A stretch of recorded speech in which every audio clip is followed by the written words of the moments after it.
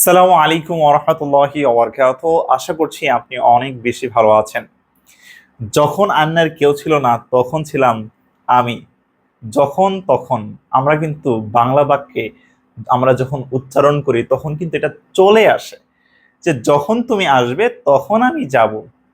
Right, but ইংলিশের ক্ষেত্রে কিন্তু যখন ইকুয়াল তখন ইকুয়াল শত্রু, দেখতে পাচ্ছেন? when দেন এন্ড শত্রু আমরা কখনোই এটা ব্যবহার করব না। আমরা মাঝে মধ্যে এই ভুলটা আমরা করে ফেলি, মানে যখনই আমরা ওয়েনটাকে আনি তখনই কিন্তু আমরা দেনটাকে ব্যবহার করে ফেলি। ওয়েন অর্থ কি? ওয়েন মানে হচ্ছে যখন, দেন মানে হচ্ছে কি তখন, ইকুয়াল কি শত্রুতা আছে। এরা ইংরেজির ক্ষেত্রে কখনোই বাক্যে একসাথে আসবে না। সাপোজ আপনি যখন বলবেন when you come I will go, not then I will go. when you come then I will go, that's the wrong.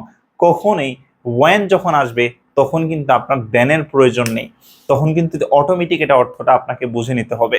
যদি ওটা আপনার মুখে চলে আসবে তখন অর্থটা, বাট ওটাকে কিন্তু আপনাকে রিসিভ করা যাবে না, মানে আপনাকে নেওয়া যাবে না। সো আপনাকে কি করতে হবে? আপনাকে এটাকে বেশি বেশি চর্চা করতে পারবে, প্র্যাকটিস করতে পারতে হবে। Practice makes a man perfect. আপনি যত বেশি প্র্যাকটিস করবেন তত বেশি কিন্তু আপনি শিখে যাবেন। সো আপনারা হাজারো সেন্টেন্স আপনারা মেক করে ফেলুন, মেক করে আপনারা চর্চা করুন।